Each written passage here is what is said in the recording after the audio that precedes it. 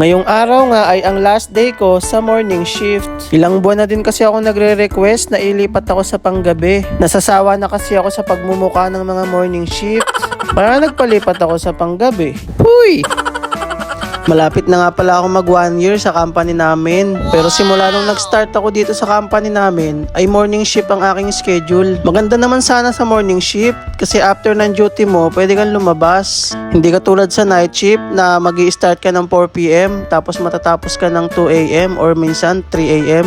Wala naman akong problema sa mga kasama ko sa morning shifts. Talagang gusto ko lang magbago ng shift. So ganyan lang naman yung routine ko sa umaga. Gigising ako ng 4:40 AM, tapos maliligo, gagayak, tapos 5:40 AM ay darating na yung service. Naalala ko nga nung bago-bago pa lang ako sa Saudi. Nakikita ko na yung mga service na minibus. Pero usually kasi nasa malalaking company lang yun. Kaya sabi ko gusto ko rin ma-experience na sumakay sa minibus na service. Kasi before sa bahay ako nag-i-stay, doon ako nagtatrabaho. Pero ngayon na-experience ko na punuan pala sa loob ng service. At yung mga nakakasama mo sa trabaho, makakasama mo rin papunta at pauwi. Nakakasawa yung mga pagmumuka. Huy, hindi. 6 AM nga pa lang, start ng duty namin. Yan na ang pinakain namin, ang biometrics. Ayan nga at nakailang ulit pa ako kasi hindi mabasa yung daliri ko. So ayan, after mo mag-biometrics, start na ng trabaho. Madali lang naman ang trabaho ng morning shifts. Bali ko lang yung mag-aayos ng mga kinalat ng mga panggabi. Charot! Hoy, hindi ganon. Baka awayin nila ako mamaya. 7 nga pala kaming waiter sa umaga. Pero may mga kanya-kanya kaming trabaho. Gaya kaming mga Pilipino, ang ginagawa namin ay nilalabas namin yung mga sofa. So sa mga hindi nga pala nakakaalam, ang trabaho ko dito sa Saudi ay waiter. Magaan lang naman ang trabaho ng waiter dito sa Saudi. Kasi dito sa Saudi ay may cleaners na dapat lang naman kasi naghahawa ka ng pagkain. Kaya dapat iba yung tagalinis sa taga-serve. Diyan nga lang sa Pinas ang all around. Yung ikaw na yung naglinis, ikaw pa yung nag-serve, kulang na lang ikaw pa magluto, saka gumawa ng report. Uy! Kaya nga pala ipinapasok yung mga sofa sa gabi dahil iniiwasan na din na madumihan.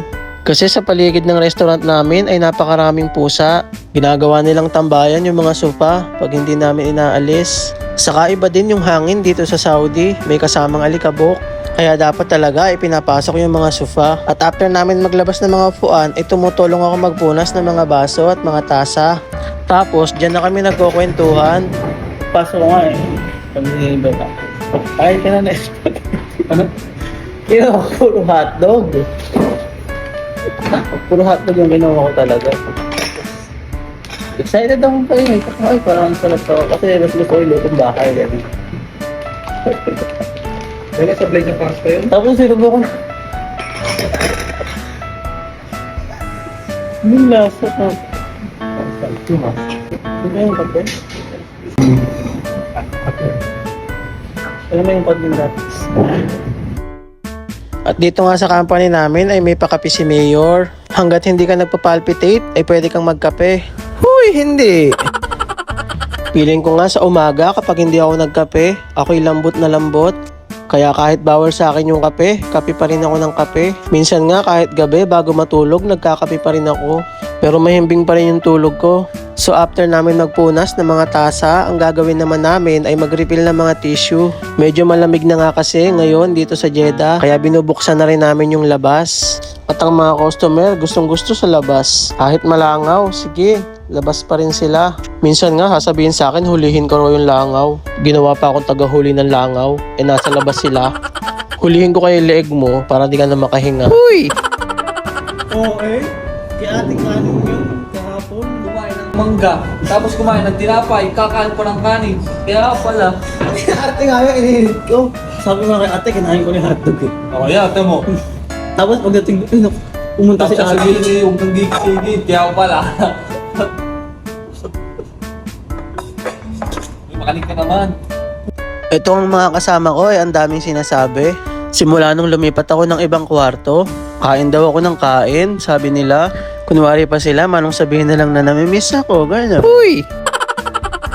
So ayan lang naman ang trabaho ng mga morning shifts. Minsan kami din ang mga nagre-refill ng mga condiments. Ngayon kasi ay medyo okay pa kaya hindi pa namin pinalitan. O alam nyo na mga night shifts. Pagod na pagod kaya kami, gano'n. Uy! At kapag okay na ang lahat, ay gumagayak na kami. 7 AM nga pala kami nag-i-start na mag-operate. May mga araw na marami ng customer sa labas na nag-iintay. At may mga araw din naman na 8 AM na wala pa ring customer. Pero ako, mas gusto ko yung may customer na para mabilis yung oras. Uy, hindi!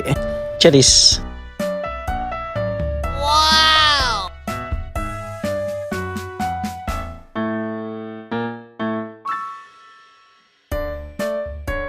A few moments later. Gulat nga ako at napakaraming tao ngayon. Alas 3 na ako nag-lunch. Tingnan mo naman yung itsura ko kaninang umaga, fresh na fresh. Ngayon, halatang nakipagdigmaan. Ang ulam nga pala namin ngayon ay munggo. 2 beses nga pala kami nagbe-break sa isang araw. Yung una ay breakfast, yung pangalawa ay lunch. Kapag ka nga breakfast, kami ang namimili kung anong klase ng itlog ang gusto namin. Favorite ko nga sa itlog sa umaga ay yung itlog ng dinosaur. Uy! Masyado ang gutom ko nung araw na yan, grabe.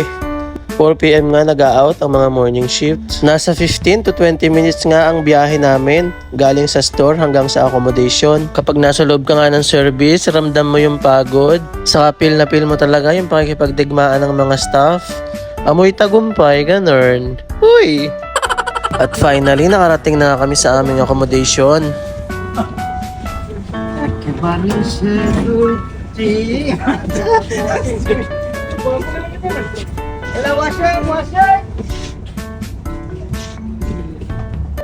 Day off ko nga pala bukas, tapos sa susunod na araw, 4 PM na yung pasok ko.